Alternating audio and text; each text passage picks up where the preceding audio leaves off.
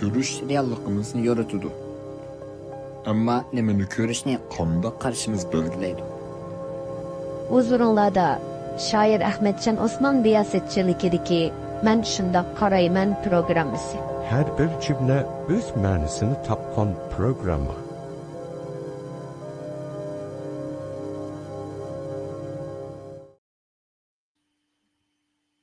Assalamu alaikum. Profesör Doktor Erkin Ahmet Efendi yaxshimisiz? Yaxshi, aleykümselam. Sizmi yaxshimi? Yaxshi, alaykum assalom. Assalomu alaykum, hurmatli ko'rarman. Sizmi yaxshi turamsiz? Bugungi Men shundaq qarayman programmamizda Erkin Ahmetni kutib olamiz. Albatta, endi hozirdan boshlab professor, doktor degan nomlarni ishlatmaymiz. Bugun biz Erkin Ahmetning milliy mafkuraga qanday qaraydiganligiga qaraymiz. Oldi bilan milliy mafkura degan mushu atalg'uning atalg'udagi mushu ikki so'zni, ya'ni milliy va mafkura degan ikki so'zni bir tez sharhlab o'tib, izohlab o'tib ketaylik. Milliy degan so'zni bilsizlar, bu millatga nisbatan, ya'ni millatga nisbatan yasalgan sifat bo'lib, mafkuraning milliyligini bildiradi. Ya'ni u shaxsiy emas, shaxsiy mafkura emas, bir insonning yoki bir Uyg'urning mafkurasi emas, balki u bir millatning mafkurasi. Andan keyin mafkura degan so'z arabchadan kelgan so'z bo'lib, mafkura fikr, mafkura so'zining asli nimasi mafkur. Bu arabchadagi fikr. Yani biz onu fikir deb qabul qilgan. Fikir degan so'zdan kelgan. Arabchadagi fikr, ya'ni tafakkur degan gap. Shunga mafkura degan so'zning ma'nosi, ya'ni tafakkur qilingan degan ma'noda keladi. Shunda bo'lganda milliy mafkura bir millatning tafakkur qilgan bir ko'rishi hisoblanadi. Ya'ni millatga munosabatlik, butun bir millatga munosabatlik bir ko'rishni bildiradi. Bugun biz Erkin bilan mana shu milliy mafkura ustida to'xtalamiz va shundaqla Erkinning milliy mafkuraga bo'lgan qarashini muzokara qilamiz va uning bilan bu qarashda dialoglashamiz. Munoziralashmaymiz, dialoglashamiz. Endi munozira bilan dialogning farqi belki hammamiz bilamiz. Dialog degan gap o'rtaq bir nuqtada turib, o'rtaq bir nuqtaga kelib, şu noktada milliy mafkurani aydınlaştırıp ediş ve düşünüş. Şuna hazır endi biz Erkin Ahmetning milliy mafkura to'g'risidagi yoki milliy mafkuraga bo'lgan qarashini qisqacha anglab o'taylik. Selam aleyküm. Sizmi aldı bilen şu milliy mafkura degan nima? Mafkura degan so'zningki ma'nosini izohlab o'tdingiz. Bu nayt ko'p ma'noda ishlatilgan ekan. Arabchadan kelgan, fikr so'zidan kelgan. Biz ham Uyg'urlar mafkura deb lug'atda mafkura deb topganmiz. Ham bu mafkura so'zi tasavvur qilingan, fikir düşünülgen yoki e, tasavvur qilingan, o'ylangan bir narsa degan ma'nida ma'nini ifodalash bilan birlikda yana ba'zi nimalarda niyat, maqsad, g'oya degan ma'nodami ishlatilgan ekan. Bu bütün millatlarning tarixiga qaraydigan bo'lsak, bir millat bir krizisga uchragan vaqtida yoki bir buhronga uchragan vaqtida mushunda bir yangi g'oyalar, yangi fikrlar, yangi nishonlar o'tirg'a chiqqan ekan.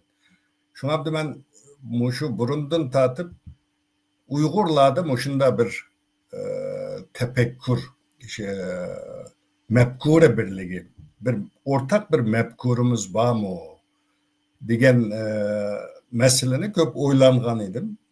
Türkiye'nin tarixiga qaraydigan bo'lsak, bizning yaxshi biladigan tariximiz Türkiye'da endi shu Osmanlı imperiyasining oxirgi mezgilida, mushu Cumhuriyet qurilishidan burun mushunda bir Osmanlı imperiyasi tarqalib ketgandan keyin ziyolilar o'rtasida bir mefkura, bir yangi bir fikir, bir g'oya, bir nishon buni turg'izish to'g'risida ko'p fikrlar o'tirg'a chiqqan ekan.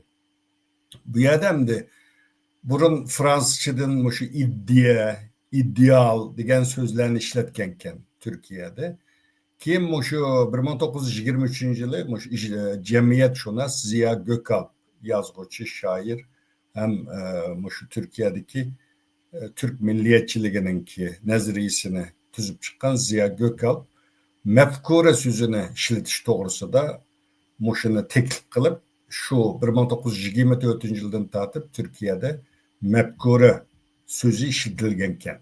Ham bu mefkureninki yana boshqa ma'nolardami tarixda, masalan, bugun Osmanlı, yana Osmanlı mezgilida mesela 1530 yıllarda Yeni Çehre'de bir asker bivasite sarayının başkuruşudaki padişahının başkuruşu aslında bir Yeni Çehre degan, yeni asker degan bize asker kurulganken. Bularni rağbetlendiriş için ama Osmanlı'nın o vaktideki mefkuresi özü zeminini kengeytiş, yani o imperator bo'lganligi, imperiya bo'lganligi takımı keng zeminni qo'lga tushirish. Bo'g'achqa bu qizil alma deydigan o zamanki mefkurisi hem de qizil alma deydiken, hozirmi qizil alma so'zini ishlatildi. Bu mefkura şeklinde bunu o'tirib, buningdagi maqsad shu askerlarni takımı aktif rağbetlendirish, mushu nishon, mushu g'oyaga yetish uchun kurash qilish maqsadida o'tirib qo'ygan ekan. Şu anda Uyg'urlarning tarixida O'g'uzxon dastoniga qarasakmi, men Uyg'urlarning haqqoniman, dünya işte dünyani Uyg'ur imperiyasi qurish nishoni, mefkurusini o'tirib qo'ygan ekan. Tarixda bu bor endi Uyg'urlarda. Hamda mush keyingi yillarda bo'libmi 2017-yildan tortib Uyg'urlar cho'ng bir krizisga duchor bo'lgan.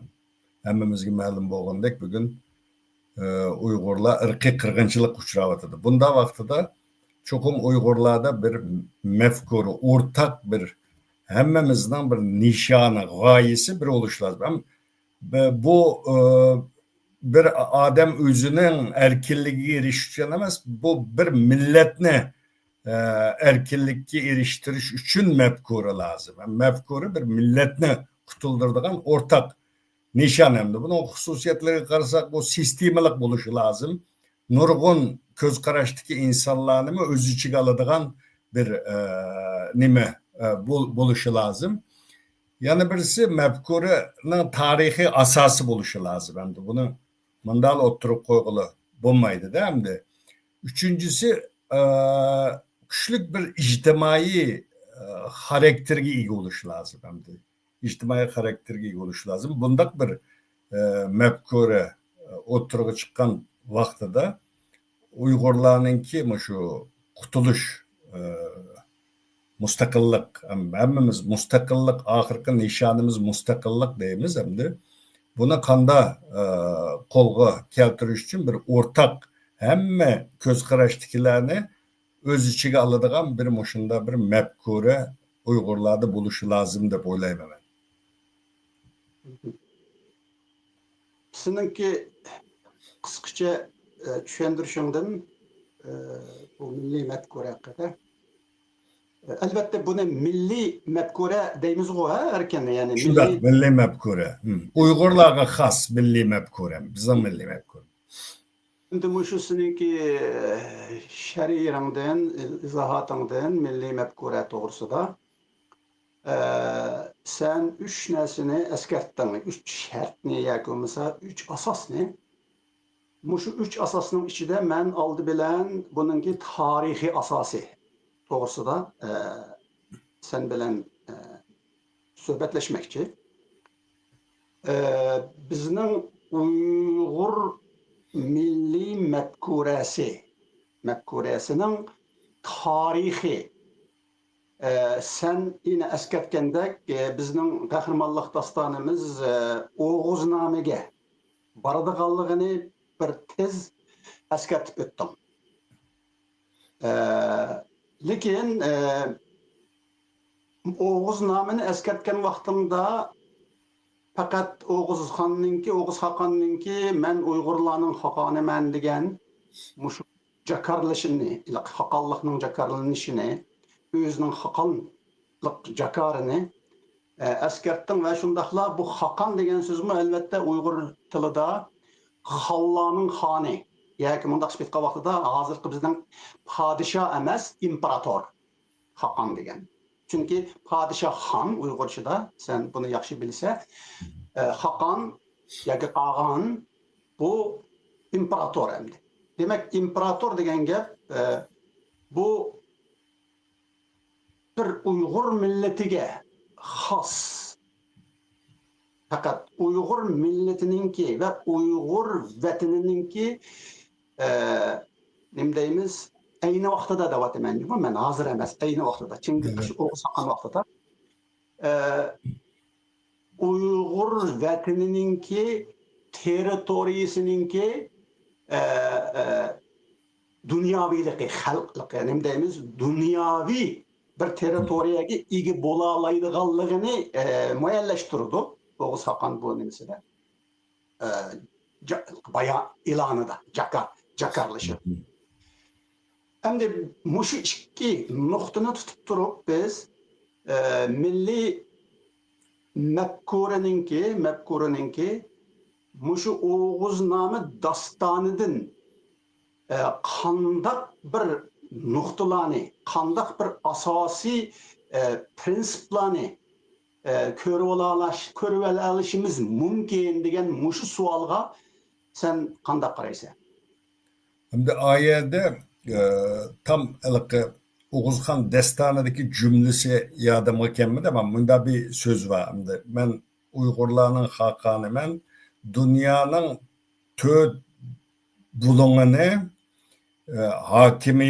tört bulununun hakimi bulumen, hakanı bulumen, asman bizden çedir buludu deydiğim bunda bir aşı manada bir cümle var de.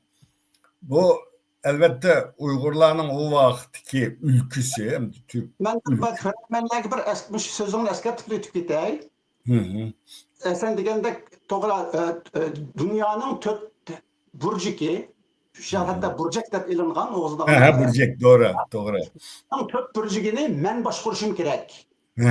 Degan ma'noda. Cümle del şunda. Cümle del şunda. Anandan keyin Oğuz Hakon yorliq bergan vaqtida, yorliq farmon tushagan vaqtida elinglar yo bilan qalqon, quyosh tuv bo'lsin, osmon qurg'on degan. Doğru. Endi yine davamlaştırıvergin. Bu hem Ayşe'ni Uygurlar şu öz vaxtida muşunu bir gaye nişan kılıp güçlengen, devlet kurgan, parlak medeniyet yaratkan tarihte. Biz hem de muşunda bir medeniyetini yaratkan bir milletinin ki evlatları, hazırki Uygurlar demdi. Şuna biz muşunda bir medeniyet yaratkan bir millet bugün 21. esirde ırkı kırgınçılık uçravatımızda. Muşu medeniyetimiz bilen tilimiz, dinimiz hemme cihetten bir yok buluş xevpige uçravatımız hazırda. Biz endi muşunu tarihi nimeden de etika vaktimizde mesela Uygurlar tarihte davamlıq yazık tili boğan, bugün 15 bin parçadan köp bir tarihi yazmalarını yazıp kaldığan,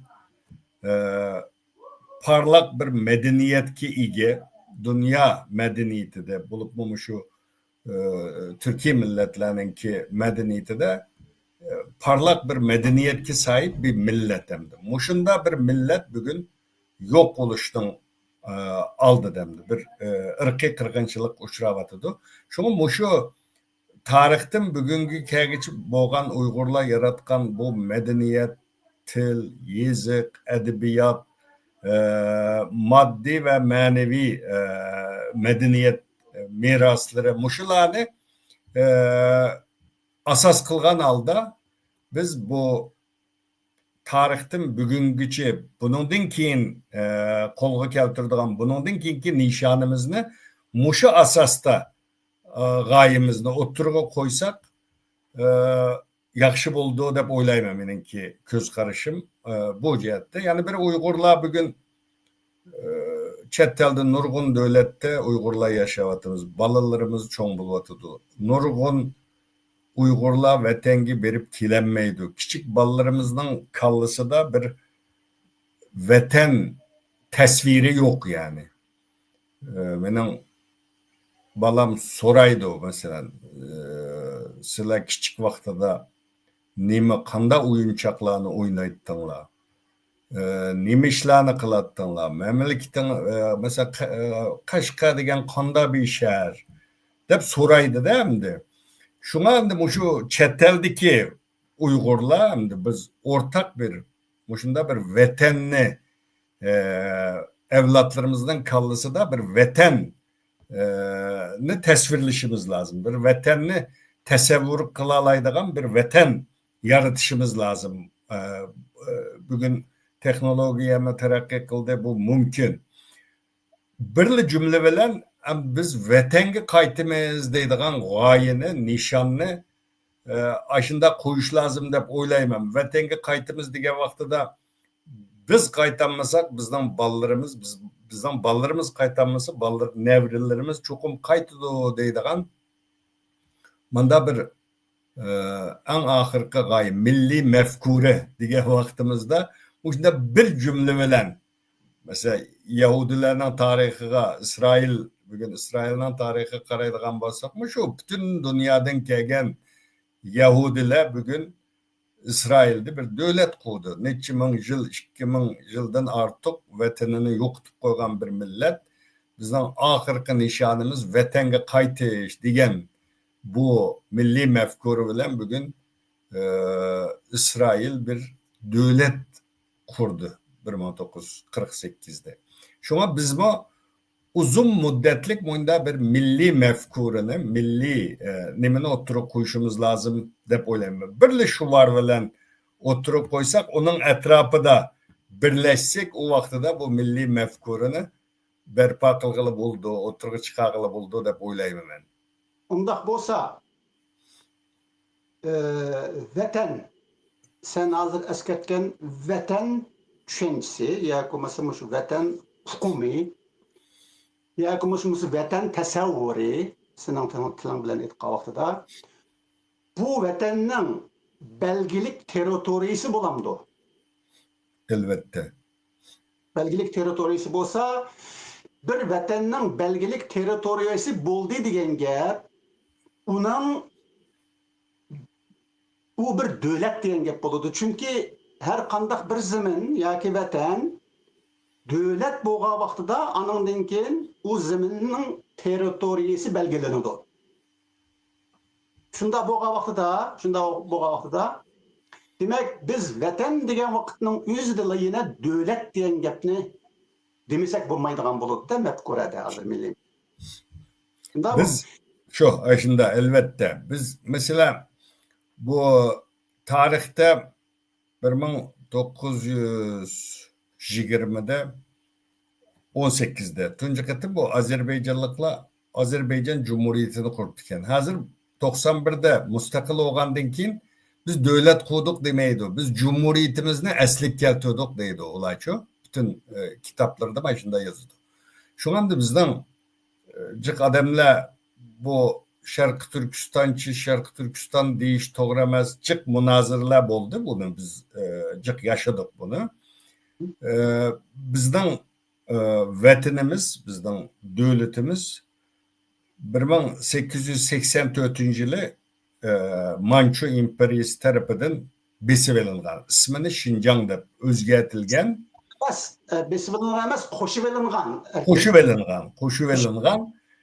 Aslida bizden Şarkı Türkistan meselesi o bu dediğimiz mesele peyda olgan vaqt mushu hamdi 1884.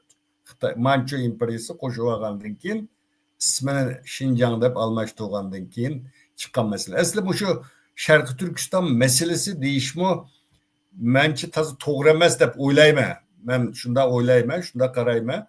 Bu biz u yerda Uyg'urlarning u yerda bo'lishi bir mesele emas. U yerga Xitoylar tajovuz qilib kirgandan keyin Xitoylar bizni besib olgandan keyin Xitoyning u yerda mavjud bo'lib turishi bir mesele.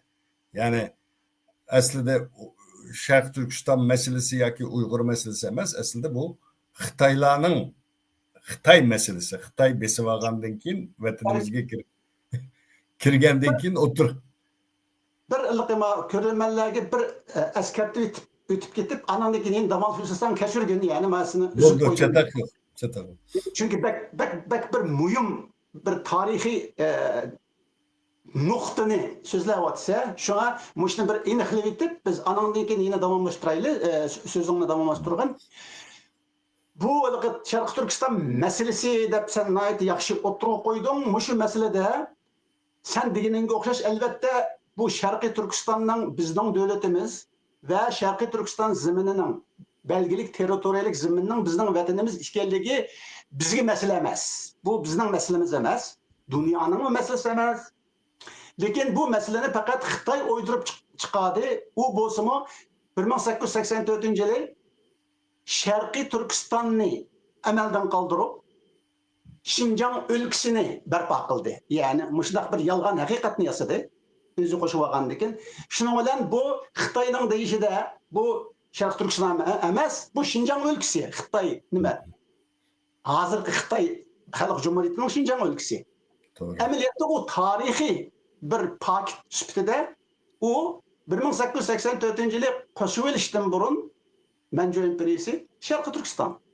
Chunki uçar elbette Qashqariya deb atalgan, lekin Ko'rbatkin uni Qashqariya yoki Sharq Turkiston deb olgan kitobida masalan atagan. Demak bu Sharq Turkiston, demak bu yerdagi Sharq Turkiston masalasi bu bir xil qonuniy masalaga aylanib ketadi agar mushtaq deyishsak. Masalan, bu zodi Sharq Turkistonmi yoki Şinjan o'lkasimi deydigan. Endi Şinjan o'lkasi degan u Manjuriya imperiyasi qo'shib olgandan keyin maydonga kelgan bir yolg'on haqiqat endi. Ammo tarixiy haqiqat, tarixiy paket u Sharqiy Turkiston belgilik territoriyaga ega bir zamin. So'zlab ekan.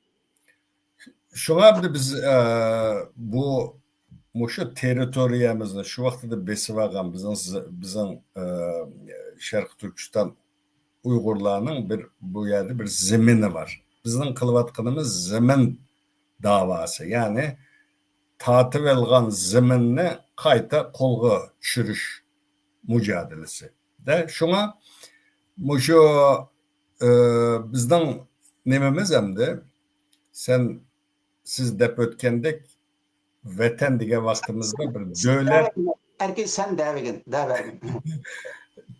territoriya bo'lishi lazım. Şu anda biz shu 1944-yili e'lon qilingan Sharqi Turkiston Cumhuriyetini biz besib olgan Xitoy besib olgan bu yani biz şu Cumhuriyetni asliga keltirimiz deyishimiz lazım. Bizning bir ülkemiz, bir g'oyamiz, bir davamız mushu bo'lishi lazım deb o'ylayman. Mesela u çağda Xitoy onu 3 vilayet deb atadı. 3 vilayet inqilabı mesela G'ulja, Altay, Cho'chak. Amaliyotda biz şu vaqtki tariximizni qarasak, Sharq Turkiston Milliy armiyasi mesela 3 liniya bilan urush olib borgan. Mesela bir liniya shimolga, vatanimizning shimol qismidagi o'lkalar, viloyatlarga va ziminlarga, o'ttira front o Ürümchiga qarab mangan. Hem Ürümchiga berib, Ürümchini elib, anu Ürümchini yine turpan Qumullargacha ketadigan bir liniya, bir front. Anandan keyin Janub fronti deb, masalan, bizning milliy armiya Aqsugacha kelgan. Demek, mushu milliy armiyaning mushu azodlik urushining o'zila mushu 3 front Sharqiy Turkistonning territoriyasining o G'ulja yoki 3 viloyat emasligini, balki mushu butun mushu qilsan eskartgan 44-yildagi shu Cumhuriyetimizningki belgilagan territoriyasi, mush territoriyasi ekanligini ko'rsatdi. Ya'ni men bu yerda demoqchi bo'lganim, bizningki milliy armiyaning 3 frontlik urush elib berishining o'zi ham bizningki territoriyamizningki dairesini belgilab berdi demoqchi. Elbette bu şu tarihten bugünkü mesela Hun imparatorluğu mesela yakın tarihini izahlab o'tdingiz. Mesela biz Sharq Turkiston tarixda kimlar bosh qo'ygan degan vaqtimizda Hun imparatorluğu vaqtida şu G'arbiy Hun davlatiga qaragan Uyg'urlar, Hunlar bizning ecdadımız deymiz. Elbette o vaqtida bizning zaman bo'ladi. Keyin Köktürk davlati, yani G'arbiy Köktürk davlatiga qaragan Uyg'urlar, u mu Uyg'ur bizning zamanimiz bo'ladi. Keyin 840'da Hoca Turpan İdukut Uyg'ur davlati deymiz. Keyin Qaraxonlar davlati, Seydiye xonligi deb kelgan vaqtida ta milodiydan burundan hozirgacha bu territoriyaning, bu zaminning Uygur zemini, Uygurlarning ki zemini ekanligi bu şüphesiz. Yani bununla hiç qanday bir bütün ispatlar bilan buni o'ttirib qo'yish mumkin yani. Undaq bo'lganda zimin bir belgilik territoriya sifatida davlatning territoriyasi bo'lgan ekan, u chaqda bizningki davlat deyotganimiz, bizning milliy mafkuradagi shu davlat deyotganimiz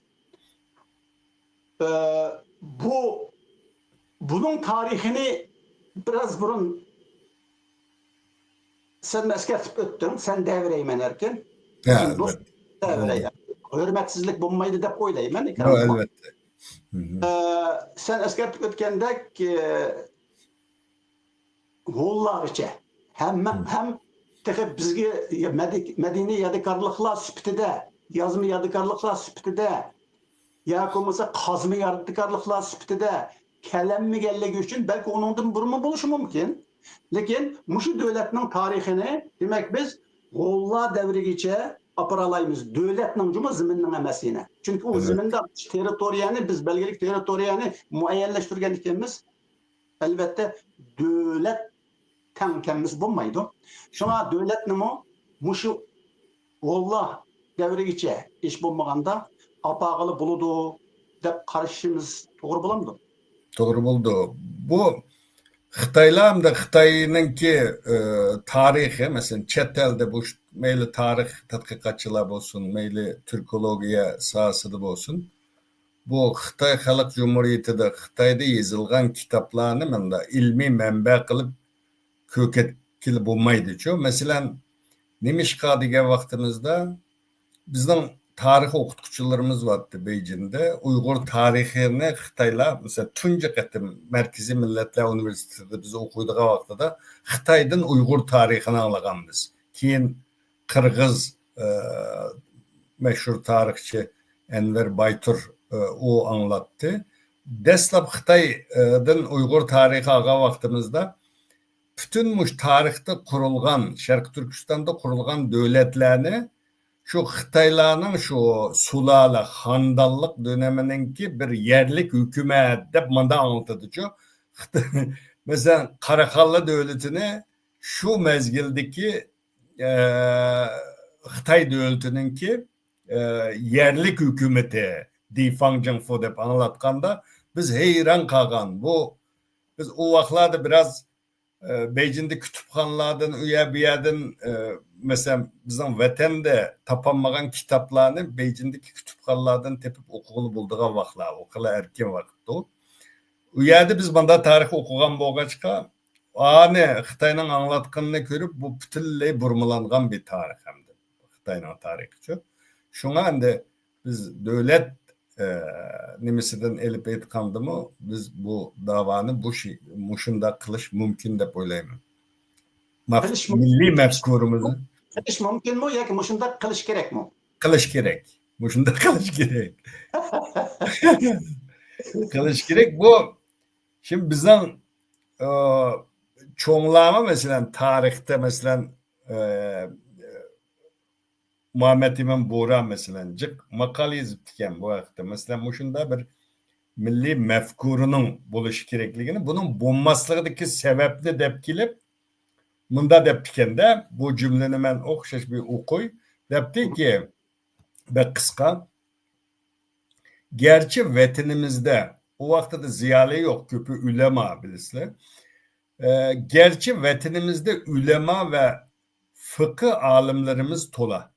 Ama ular fakat dini ve edliye işlerini de biledi. Siyasi, herbi, sanaat, felsefe, milletin ve memleketin müdafiyesi ve terakkiyat için mühim bolgan zörür işler hakkında malumatları az bolganlıktan bu faziletlik alimlerinin azlık kılışı her bir kişiye malum. Dünya vaziyetinden bir haber, kelgüsümüzü tesevvür kılıştın aciz depti de.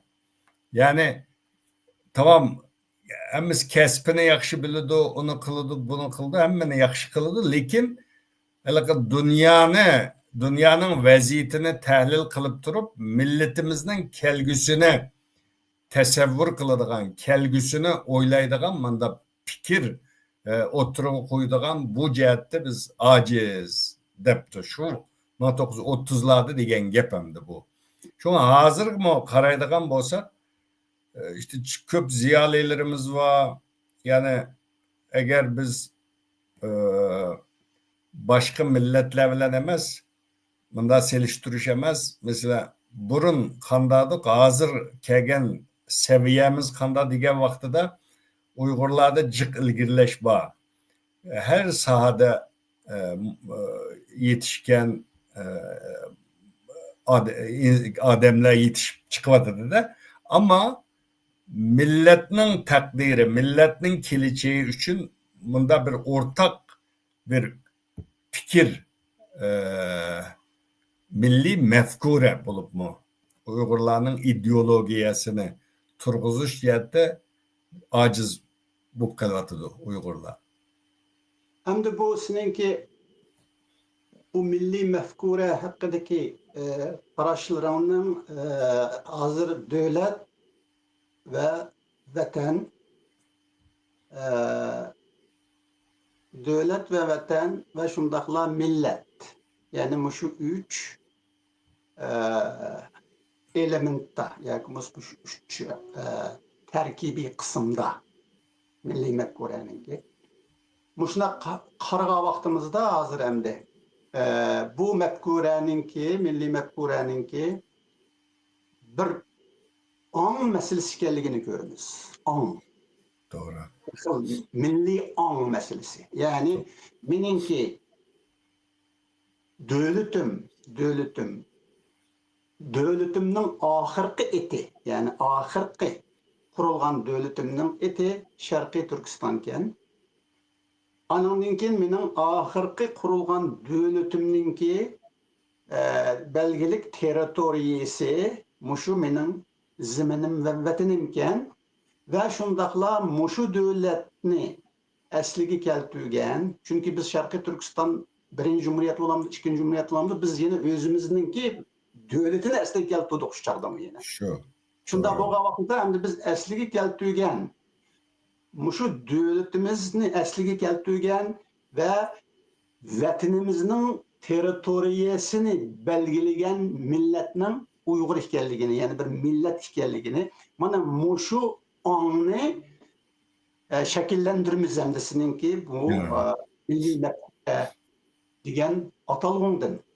Lekin bu hozir endi ong. Lekin yeni bir mesele var. Mesela sen biraz bizning suhbatimizni dastlabda boshlab o'tgan vaqtingda Osmaniye Osmanlı imperiyasininki mesela ularning milliy mafkurasininki qizil olma, ya'ni imperatoriya bo'lgandan keyin davomli kengayish, davomli imperatoriyaning zamininki o belgilik. Çünkü imperatoriyada belgilik territoriya bo'lmaydi, o territoriya davomli kengayib mangadi endi. Burunqi imperatoriyalar degan shundoq. Shunga nima mu Manju imperiyasi mu shu imperiyasini kengaytirish yo'lida Sharqiy Turkistonni mu besib olgan va o'ziga qo'shib olgan-ku endi. Endi mening demoqchi bo'lganim bu yerda qizil olma degan bu milliy mafkuraga qaraganda bakarak milliy ruhdek ko'rinadi. Nima uchun desa, bu zaminni kengaytish bir xilliligi. Bu bir ong emas, bir xil ruh. Endi bunday aytgan vaqtida. Shunda bo'lgan vaqtida biz endi milliy mafkurani milliy ong deb tushungan vaqtning o'zida yeni bir tarafdan zodi Uyg'ur milletining va Uyg'ur davlatining va Uyg'ur vatanining ruhi nima? Ya'ni mushu milliy ruhi. Ya'ni milliy degan vaqtimizda biz biraz burun so'zlashgandek, demak davlat, millat, vatan. Üçünün birligi desek, mushu üçünün birligidagi ruh nima?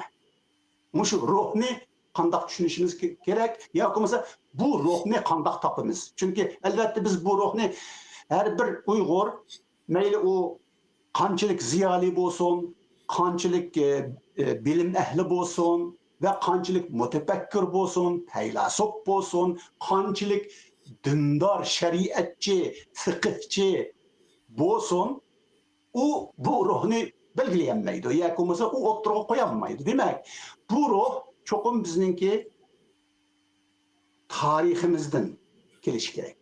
Shunda bo'lgan vaqtida sen biraz burun eskartgan Oğuz nomidagi. Chunki biz Oğuz Haqqandan burun biz mushu davlat ve zemin ve vatan tushunchasini mushundaq yorqin şekilde tasavvur qilolmaymiz endi. Oğuz nomidan burun deb o'ylayman.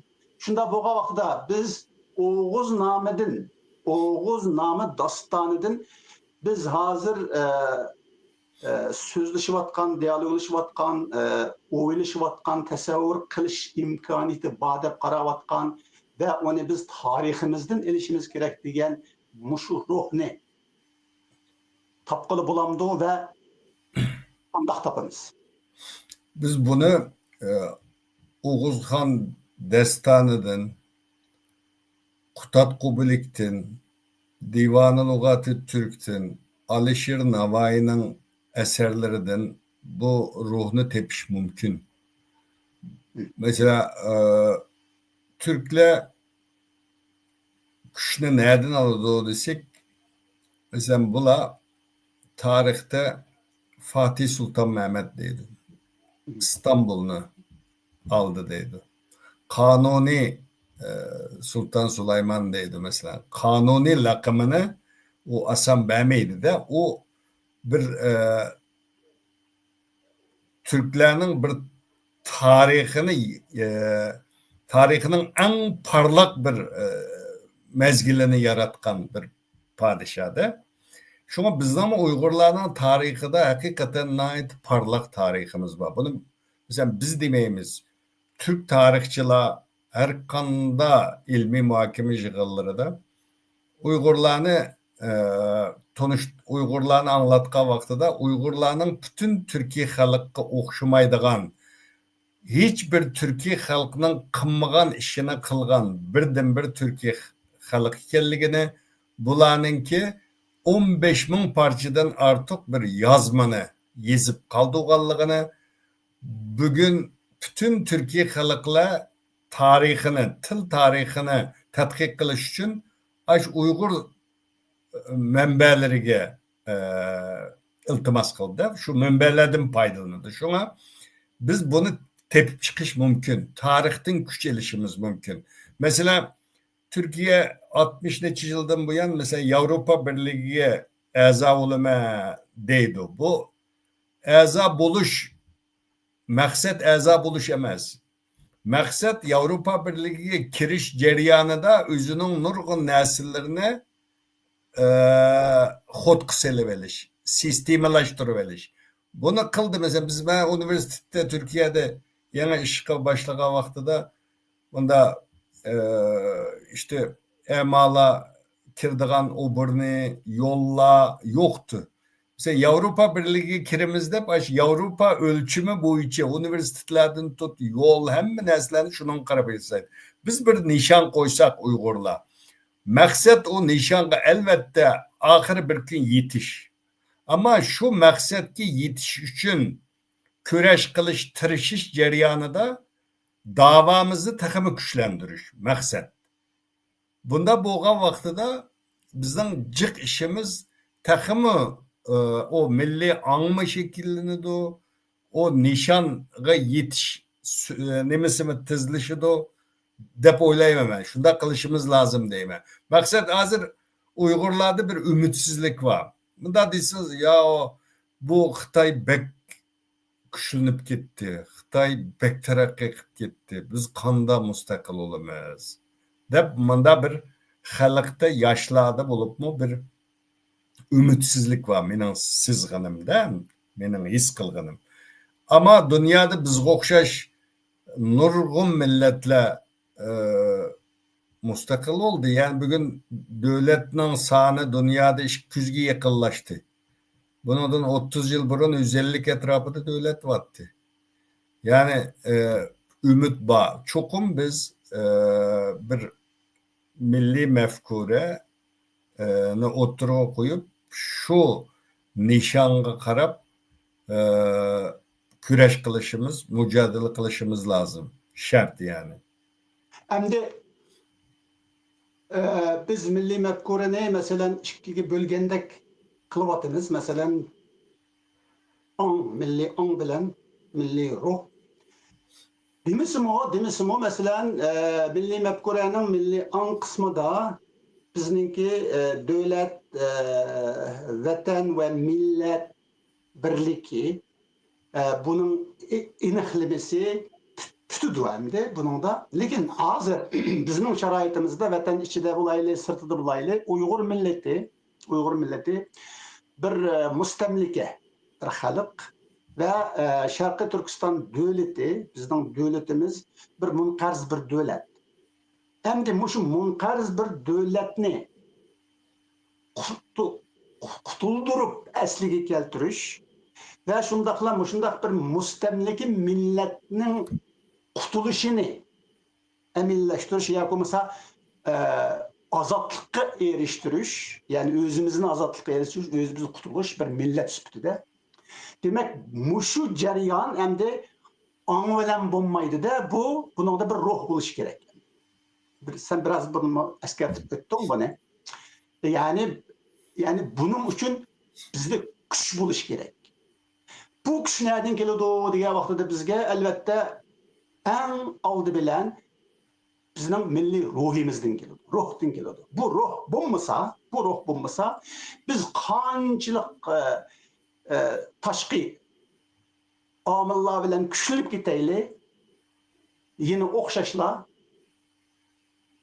devletimiz munqarz, milletimiz mustamlik şekilde ketaverdi. Endi mushu ruhni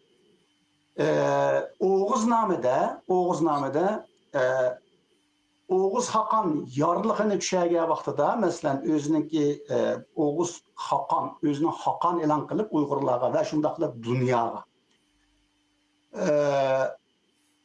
Mən bu yerdə əlbəttə, mən hazırki bizning şaraitimizdə biz bir müstəmliki millət və munqarz dövlətlik nimələr, biz əlbəttə bu niməni oylamayız, bu kengayiş yoki bo'lmasa bu dünya. Hazırki mesele hem de muşu ruhni qandaq topamiz degan vaqtida shu masalani deyishyapmiz-ku. Shunga shu yorliqdiki, shu haqonlik yorliqdiki, bizning haqonimizning ayni vaqtdagi haqonimizning tushagan yorliqi, millat tushagan yorliqida masalan hozir Uyg'urchasida uning tarjimasi biraz chataq va hamda lekin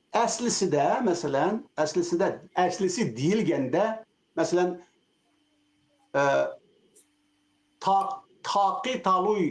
taqi muran kun tuğ bolğul kök qo'rg'an deb mundaq e'lon qilindi. Evet, doğru. Yani bununki hazırki Uyg'urchimizda desak masalan al tig' al qalqon quyosh tuğ bo'lsin, osmon yoki ko'k qo'rg'on. Evet. degan. Endi mushu yorliqni, mushu farmonni, mushu haqonlik farmonni, yani bu biz bunu davlatlik farmon deb bilishimiz kerak. Chunki Oğuz Hakonning farmoni endi. Mushlar bo'lgan vaqtida buning ma'nosida endi bu ikkiga bo'lsak buni. Masalan, tig' bilan qalqon elish va shundaqla quyoshni tuğ qilish va osmonni yoki ko'kni qo'rg'on qilish. Mushuni ikkiga bo'lib olgan vaqtimizda dastlabkisida cho'qim bizga nima deymiz? Bir xil urushni, dushman bilan qiladigan urushning signalini berdi. Bu urushdimi shundaqla neyze bilan qalqon, ya'ni hem hücum hem qo'g'dinishdik. Bundaq bir ma'no. Anandan keyin o quyosh tuğ bo'lsin, osmon qo'rg'on degan vaqtida buningda endi yeni bir ruh bor. Buni agar bugun so'zlashamiz, lekin bu yerda mening demoqchi bo'lganim mushu yorliqdan Oğuz namının özüden biz muşundaq bir ruhni ko'ralaydiganmiz ve muşundaq bir ruhni asliga keltiralaydiganmiz deb qarayman. Seningcha biraz burun sen eskartgandek mesela qo'rg'on degan asli bizning konu Uyg'urchimizda chidir degan gap, kun, quyosh, kunninki kökning yoki osmonning quyoshga qo'rg'on bo'lishi, chidir bo'lishi. Yeni bir tarafdan chidirninki keyinki Türkçe Uyg'urchimizda ordu yoki orda degan ma'nosini olgan. Masalan, Altın Orda, Kök Orda, Ak Orda degan şu orda degan bu yeni şu chidir, yani yeni şu qo'rg'on. Anandan keyinki masalan bizning qurultay degan so'z. Qurultay degan so'z. Qurultaymi shu chidirni bo'ladi. Chidirni yine qurultay ma'nosida olgan. Demak, bu qo'rg'on degan so'z, qo'rg'on degan bizning konu Uyg'urchimizda mushu uch ma'noni beradi ekan. Masalan, orada e, qurultay ve çidir dastlabki ma'nosida.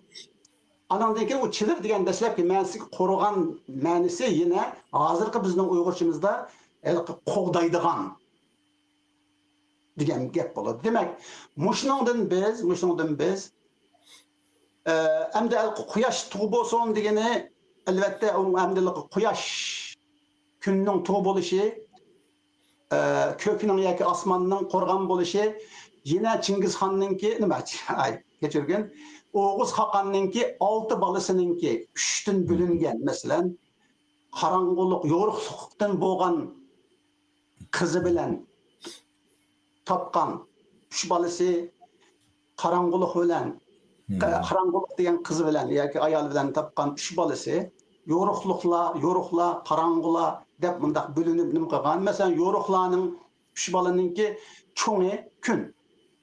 Çoğu asman, yani gün, ay, yıldız. Ananınki bu karangulanınki çoğu asman, yani kök. Çoğu. Mesela asman, tağ, deniz, yani derya, su. Şunda bu vaxtıda yeni bir taraftan muşu iki oğlu diye vaxtımızda biz mesela yoruq oğullarınınki çoğu boğan kuyaş, yoki kunga kichik o'g'illari yoki qarang'u o'g'illari bo'lgan o'g'illarining cho'ngi bo'lgan ko'k yoki osmon qo'rg'on bo'ladi uningga. Endi ma'ni to'xtab qo'yib turayli. Yeni bir tarafdan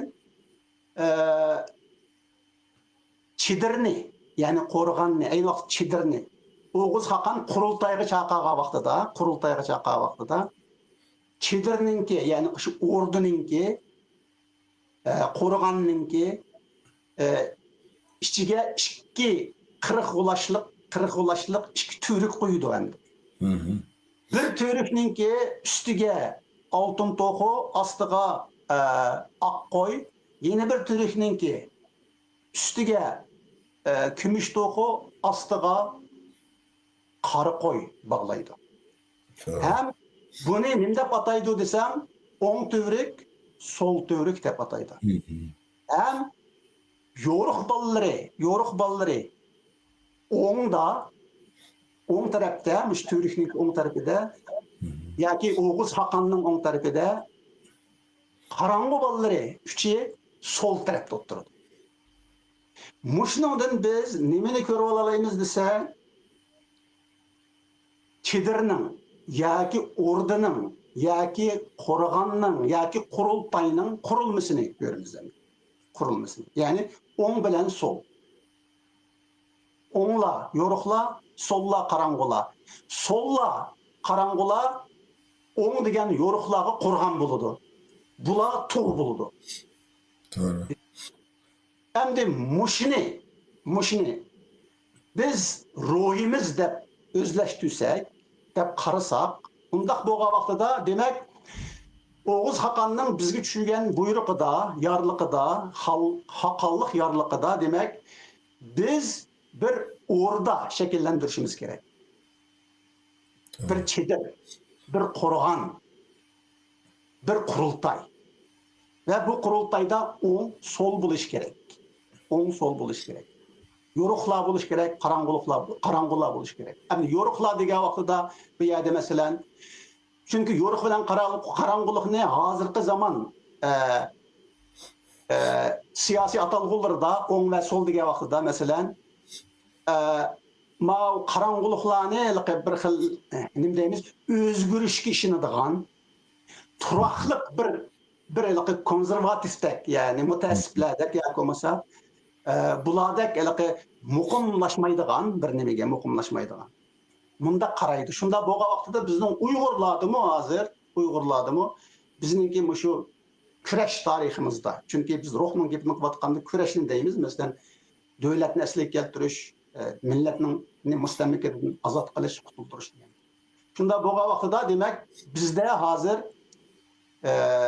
mushu ruhning bo'lishi kerakligi bizni taqozo qiladi yoki qilamdu degan mundaq bir savol kelib chiqadi va bu bizning chedirni, organni, ordini, qurultayni barpo qilish va bu qurultayning ichida Oğuz Hakan tasavvur qilgandek o'ng bilan so'l, ya'ni Uyg'ur tashkilotlarının, Uyghur individuallarının, Uyghur ziyalilerinin, mütefekkirlerinin, faaliyetçilerinin, siyasi yollarının ki ona bilen solu tan buluş gerek. On solunu şekillendirip muş çedirinin işida degan. Muşundaq şekildeki bir ruhni tasavvur qısaq, yoki muşu ruhni tariximizden, Oğuz Hakan, Oğuz namidan alsak, bizde hazırki nişanimiz, sen çünkü milli metkurenin nişan, g'oya dedim. Shunda bo'lgan vaqtida hozirgi o'sha nishonimiz bizninki bir ordini, qurultayni, hozir qurultay deb turaylik, chunki ordimi, chedirmi, qo'rg'onmi, qurultay desak, mushu qurultayni hammani o'ng so'lni, Uyg'urlarning o'ng so'lni o'z ichiga oladigan mushundaq bir qurultayni shakllantirish bizning hozirgi milliy ruhimizning taqozosi deb tushunsak qandaq bo'ladi seningcha bir akademik sübütün bilen ve bir Uygur tilininki bir mutaxassisi ve profesörü sübütüde ve şundakla Uygur yazma yadikarlıklarınınki bir tədqiqat sübütü. Nəhayət yaxşı izahladınız.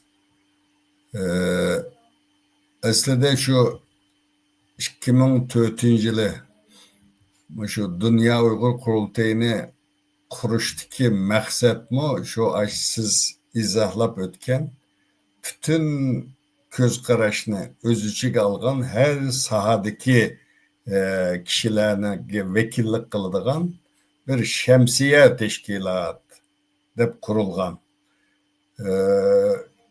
Şuna de bu ruhunu yaratqılı buludu. Hazır bununla şart şerait mi var? Teknolojiye mi terakki kıldı? Mesela siz Oğuz Xan destanıdaki bu nesini nayet yaxşı izahlap öttünüz. Mesela Divan Lugat Türk'tümü nurgun Uygur destanları, şiirlardan misallar var. Uygurlarının kahramanlığını, cesurluğunu izahlagan. Bularını tepip çıkış mümkün. Uygurlar doğrusu da nayet yaxşı sözlerimi var. Ama Uygurlar doğrusu da menfi sözlerimi var Divan Lugat Türk'te. Şuna bunu bizim tarihi eserlerden bunu tepiş mümkün. Bütün milletler bu ruhunu, milli ruhunu tarihiden alır. Elbette. Bu şu Türkiye'deki yesleden üniversitedeki boğan nimelerde mekteplerge kirsenler ta Atilla, Hun İmparatoru Atilla'dan bugün gücü boğan bütün nimelerinin kahramanlarının ki resimlere esiqlik yaşlar bunu ügütüdü. Bunun milli ruhunu bundan aldığın gepte. Şuna Uygurlarda bunu yaratış mümkün ama yaratışma şart. Vaktimi ötep gitiyotdu. Bulupmuş 2017'den keyinki bu Xitayning bu siyaseti hiç qanda vakit bizim bir tasavvur qilmagan, burun o'ylabma bakmagan bir krizisga uchravatimiz hozir. Uyg'urlar tamamen tarix sahnasidan yo'q qilish uchun tirishvatidi Xitoy. Bunda bir paytda bütün milletlarning tarixiga qarasak, mushunda paytlarda bu milliy mafkura o'tirg'i chiqqan ekan. Şuna biz bu milli mefkurunu bugün bir başlangıç oldu. Bundan keyin sizlarni bütün Uygur ziyolilar bilan milleti uchun boshqatirayotgan bütün Uygurlar bilan mushuni biz diyalog qilishimiz lozim, muzokara qilishimiz lozim, buni shakllantirishimiz lozim. Shunga qancha ko'p kishi bununla başqa olsak, shuncha mükemmel bir bunda bir milli mefkurunu o'tirg'i chiqara olamiz deb o'ylayman. Şu bu programımız nayeti muhim. Ben nayeti xursand bo'ldim. Nayeti yaxshi ba'zi narsalar o'tirg'i qo'yildi. Bundan keyin bu meseleler üstüde texmi ko'p başka turuşumuz, tefekkür kılışımız, oyluşumuz lazım dep oylayman. Rahmet. Bu elbette sizninki koyuvatlanmış milli mefkure takazzalığı azlık bizninki milletimizde, bizninki azlık şaraitimizde bulup mu vatan sırtıdaki. Anından keyin şu milli mefkureninki bizninki iňimizni, milli iňimizni ve milli ruhyimizni qandaq şekillendirdigan ve şundakla bizninki kürüşimizni, yani kurtuluş kürüşimizni qandaq yetekleydiganlygyny, qandaq yetekleydi. Yani toğry nişanga, toğry gaýyge ve toğry ruh bilen. Yani toğry ruh diýen wagtda bu ýerde hakyky ruh bilen. Yani küçki ige, küçlük mundaq. Küç ata kılıdıgan milletke. Muşundaq bir ruh bilen emilişidigan, emiliş imkaniyeti bar şekilde oturup koýanlygyňyzdan bu programma men şunda qarayman programmasy bir xil nimdeyimiz hazırkı Şarkı Türkistan Milli Azatlyk Hareketideki bir xil ciddi bir vaziyetke yüzlenişni takazza kıldırdı dep oylayman anlagyşylan bolamdy ve başka bizde muşu hareketimizdeki faaliyetçilerini, küreşçilerini. Lekin bu ýerde hem men ahirdeki bizden bu söhbetimizdeki ahirdeki bir kısımga kelip şu kısımda hazırki bizden mevcut bulup turuvatkan teşkilatlarımız muşundaq bir milli mefkurege igi emasmı? Yakunmasa ulanın teşkili mefkuresi. Çünkü mefkure degende biz individual şahslarını diyemeyiz de emasmı? Hiç bulmasa bu teşkili bir şekilde bolsa mı? Mesela teşkili bir ulanınki mefkuresi de muşu biz hazır sözleşivatkan milli mefkureninki elementleri yakumasa hiç bulmasa ruhi ine bam.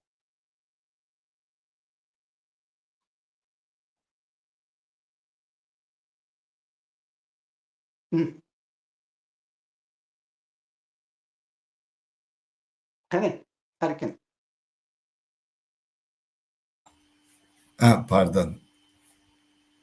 Epo sorayım. Bu sizin sualınız yaxşı bir sual. Bu keyinki 10-15 yıldan yakı teşkilatlarda bulup Dünya Uygur Kurultayı'da bazı ziyalılarının başçılığı bizden şu milli mefkure, ideolojiye Uygur milli mefkuresinin ki oturuğa çıkış kerekli doğrusu da köp katım muzakirler boldu, makallalar yazıldı, naytcık bu vakti başka toğallar boldu. Bence bu bir şekilleniş baskıçıda dep oylayman. Bunu şekillengen bolsa, oturuğa çıkan bolsa bu yerde bunda münazır kılıp, diyalog kılıp oturmaydık.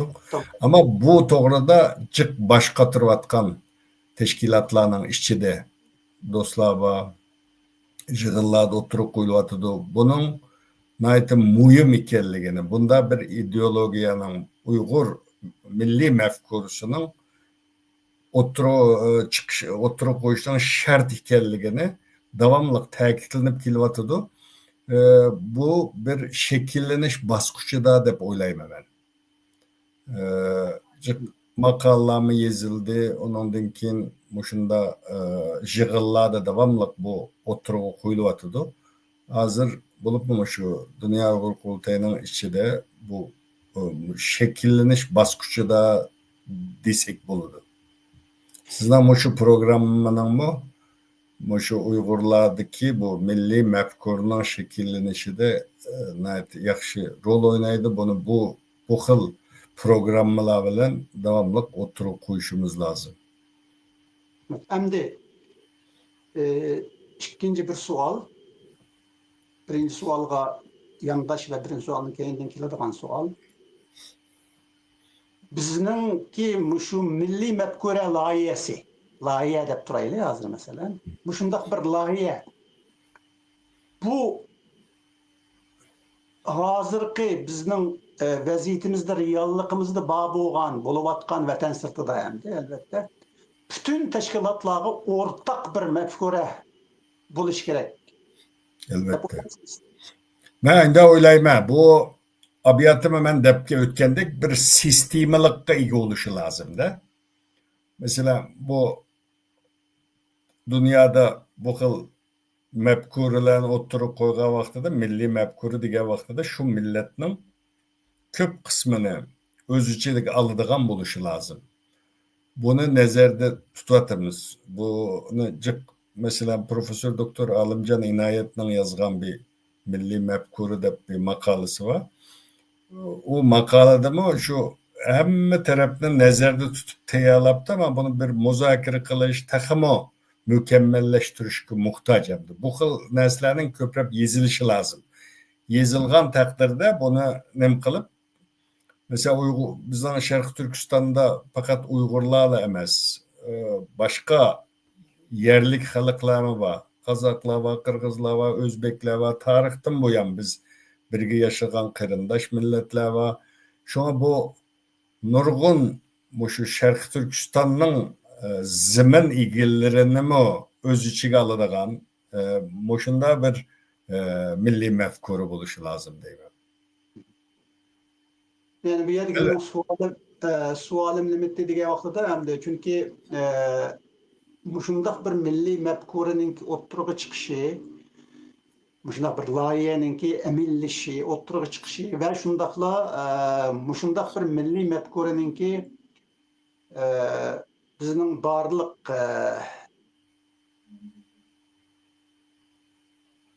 nim deymiz endi kollektiv gevdimizning kollektiv gevde dep atap turay men endi mesela teşkilat yoki partiya yoki boshqa nima kollektiv gevdimizning her barliq kollektiv gevdilarning o'xshamagan kollektiv gevdilarninki bir o'rtaq rishtisi yoki mesela bağlanışı şekilde şundaq bir ahvolni yaratish eng oxirida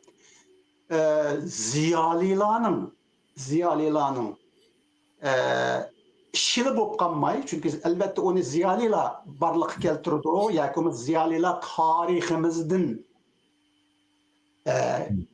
izib chiqadi. Lekin eng asosli masala bu yerda nima bo'ladi desa, şu milli mefkureni ziyolilarning sungan şu milli mefkurisini bizning kollektiv gavdilarning hammasiniki o'rtaq qabul qilib şu milli mefkureni birlik kilishi. Elbette. Onda bulmagan takdirde yetekçilik rolü oynayamaydı.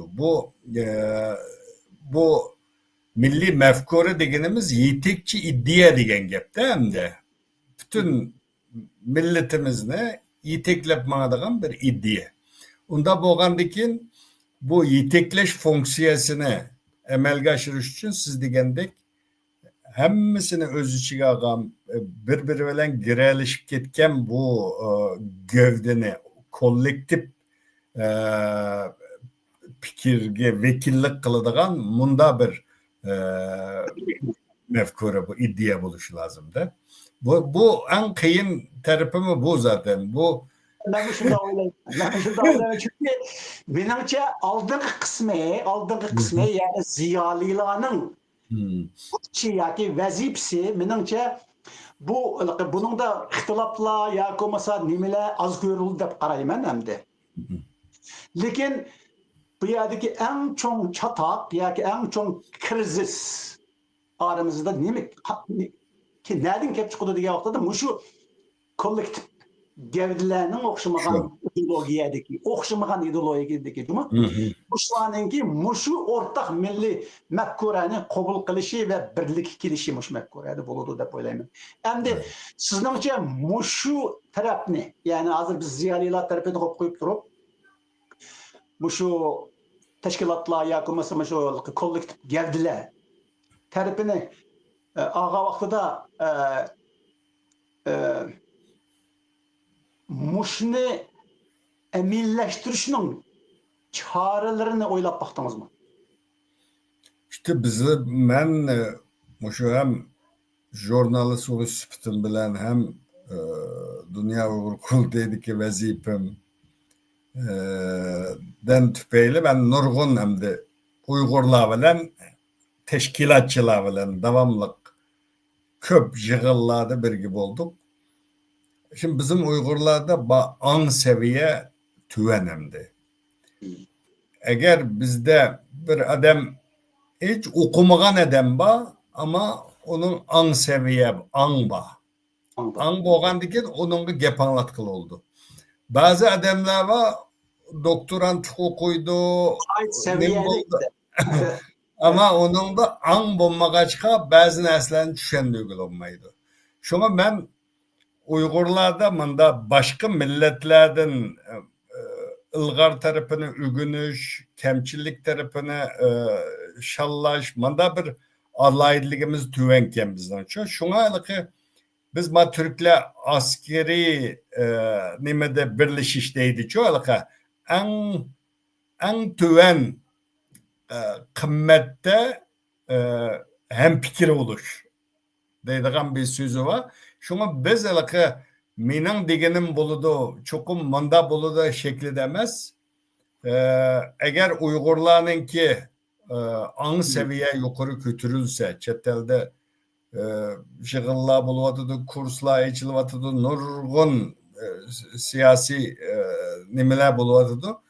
Ben Uygurlardaki bulup muş teşkilatçılardaki an seviye yukarı götürülse, muşuna kılalısak, bu buludu dep oylayma. Bununla tırış lazım. Bununla birleşeleyimiz. Çünkü vatanın vaziyetini emmemiz bilimiz. Vatanda hazır vaziyetimiz nayt için işlik. Eğer biz bunu oylap durup, vatanını oylap durup bazı nesillerde fikir yürütsek bununla hem fikir bulalayımız dep oylayayım ben. Sizce bunu burç dep karayalımdı. Burç. Burç. Her bir Uygur'un burcu. Burcu. Meyada bir sual düşüptü. Şu sualga hakkında bir fikrinizni belsiniz. Milli mefkure vatanperverlerinin yürüküdün çıkıdı deydi. Doğru. Bu başka milletlerge karab baktım mı? Şu milli mefkurunu oturup koyganlar hemmesi vatanperver. Vatanım, milletim diyen. Şulardan çıkıdı ama ula oturup koydu, oturup koyga vaxtıda siz degendik bütün milletinin her sahadaki kişilerini nezerde tutup durup oturup koyuş lazım. Ziyalilamı vatanperverler oylaga vaxtıda pakatlam ziyalilanı emez. Bütün halkımızda her sahadaki insanlarını öz içige alalaydıgan mında bir nesini vatanperverlerimiz şu şekilde oylayışı lazım değil mi? Yeni bir sual. Milli mefkurini Dünya Uygur Kurultayı meydana çıkarılmaydı. Çünkü Dünya Uygur Kurultayı'da milli ruh tolumu kemçil. Ben kurgucu kişilerden biri Dünya Uygur Kurultayı'na. Elbette kemçillikler var. Ama ben bu fikirge koşulmayayım. Dünya Uygur Kurultayı'da hakikaten işçidin vatan millet deydiğin vatanperver milli ruh ki iyi vatansuyer ziyaliler var küpe şunda. Ama bu ruhunu fakatla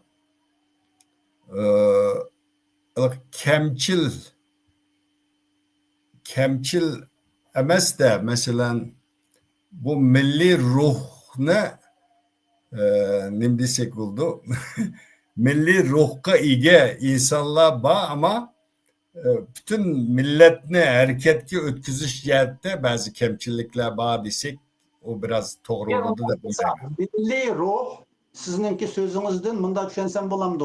Milliy ruh shaxsiy level, shaxsiy saviyada, shaxsiy bosqichda, shaxsiy saviyada bor, lekin tashkiliy saviyada yo'q deb.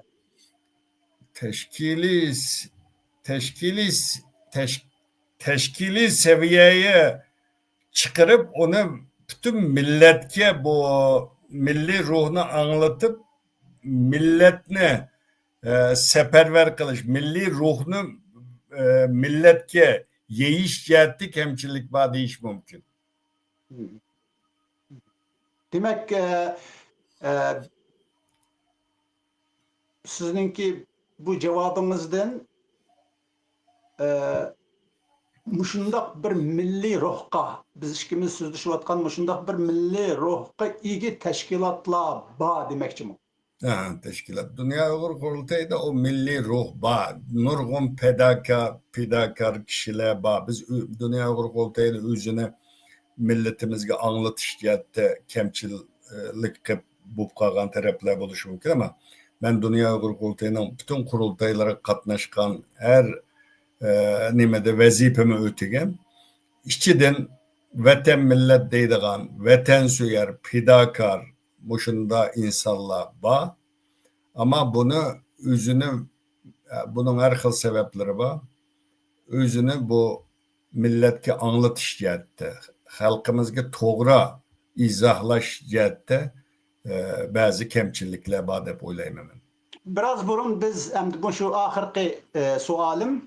Biraz burun biz milli ruh hakkında özümüzünki tarihinden bulup mu şu Oğuzname milli kahramanlık dastanımız olan Oğuznameden elip sözlüge vaxtıda Oğuz Hakan'ın milli yarlıqıdaki mesela neyzi bilen kalkan eliş degen muşundaq bir buyruqqa asaslanğan vaxtıda Dünya Uygur Kurultayı'nınki teşkili seviyede mesela küreşni tinchlik yolu bilen zoravallık bolmagan yollar bilen demokratik usullar bilen ep beriş degen muşu prinsipi elanla neyzi bilen kalkan degen muşu royumuzga de bir xilalik maslaşmaslık his qilib bulamdı. O tarihi o devir, makan, yer bu nurgun sebepleri var hem de. Bunun Dünya Kurultayı'nın nizamnamasının ki birinci, ikinci maddesi dilam vatanımızdan ismi Şarkı Türkistan, ahırkı nişan, müstakillik, u yerde yeziglik. Ama o kurulgan mezgillerde ki o tarihi şarait, dava elip verilatkan mekan, nurgun sebeplerden tüpeyli bazı nesile aldınqı planga çıkan. Bazı vakitlerde nime ama bunu eğer siz izahlap ötkendek bu Oğuzhan destanıdaki bununla maslaştırış mümkün.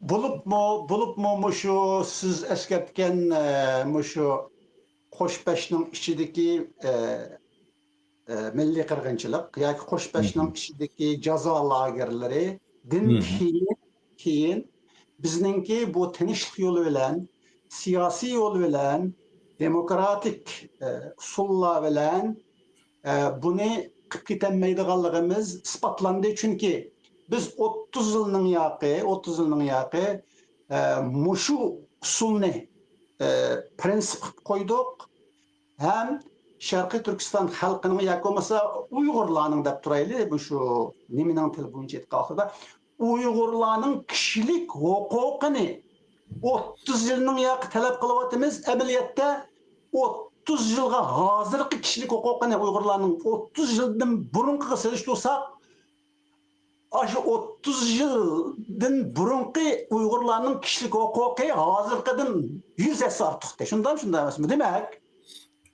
biz Uyg'urlarning kishilik huquqini tuttirib keldik kurishimizda.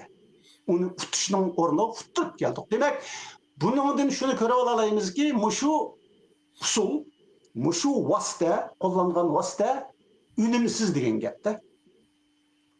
Buni faqat unumsiz degili bo'lmaydi. Hamda g'arb davlatlarininki, Amerika, Kanada, Yevropa davlatlarininki qimmat qarashi inson haqlari, demokrasi. Biz davoni shu yerda qilgandan keyin nurg'un davlatlarning hissdoshligini qo'lga keltirish uchun ham Birlashgan Davlatlar Tashkilotida, Yevropa parlamentosida bu vositadan foydalandik. Ama bunun fakat paydası bo'lmadi degili bo'lmaydi. Ama 2017'den keyin Xitoyning siyosati o'zgardi. Bir irqiy qirg'inchilikqa aylandı. Ama onundan burun bütün davlatlarda aşında Xitoydek demokratiyasi bo'lmagan davlatlar bu demokrasi, kishilik huquqi bunu bir vosita, maqsad emas, vosita qilib foydalanyapti. Men faqat foydasi bo'lmadi deganga to'g'ri to'g'ri deb qaramayman, ama 2017'den keyin siz degandek bu boshqa bir irqiy qirg'inchilikqa aylandı. Bunun bir foydasi 2017'den keyin bo'lmadi desak bo'ldi. Ama 2017'den burun inson haqlari, demokrasi bu vositani foydalanib turib davoni xalqaralashtirgan bo'ldik. Dünyadaki Şarkı Türkistan meselesi xalqaralaştı. Bunun faydası oldu, değişik oldu. 2017'deki atalmış, çünkü ben irqiy qirg'inchilik degan so'zni men shaxsan qabul qilmag'achqa, men endi buni qo'shbashning ichiga olib turman o'zim. Irqiy qirg'inchilik 2017-yili yuz berdi dediniz.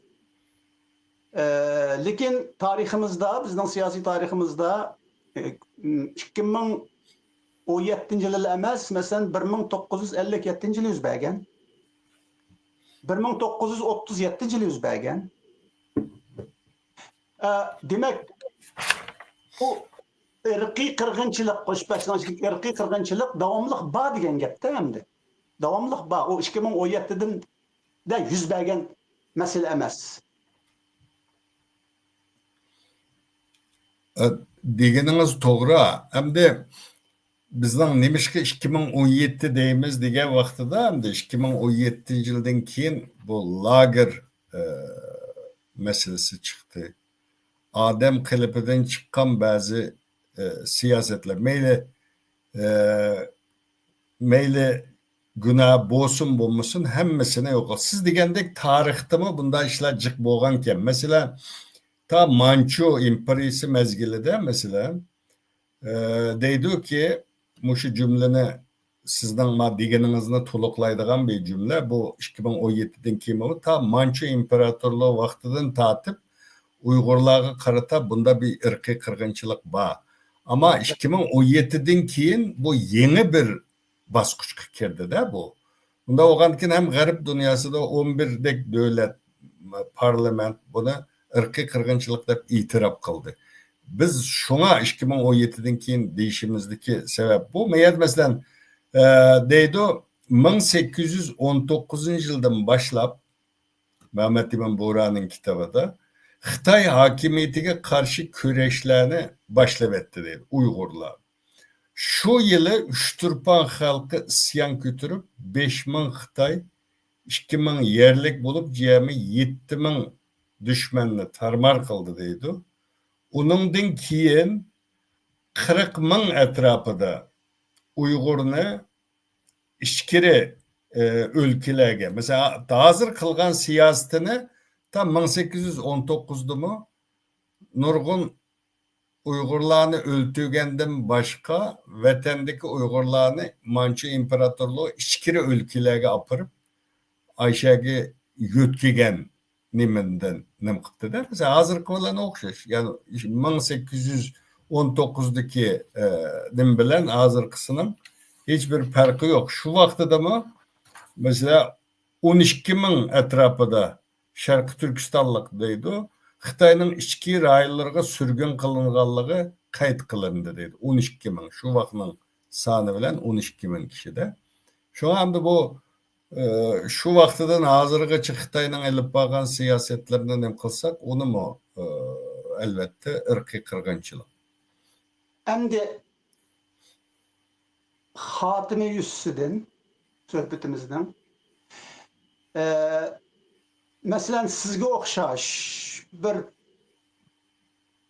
Uygur milletinin, Uygur halkının bir çoğun ziyalisi ve tilşunası ve filologiye tetkikat diyeleyim ben sizde mesela.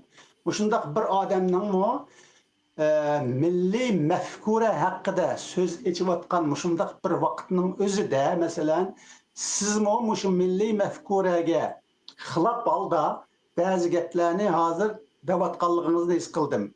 Meni keçiriyorum çünkü siz işkiri ülkelerdeki devatsız. Bu işkiri ülkelerge yani işkiri ülkeler diyen gep nime emdi bu?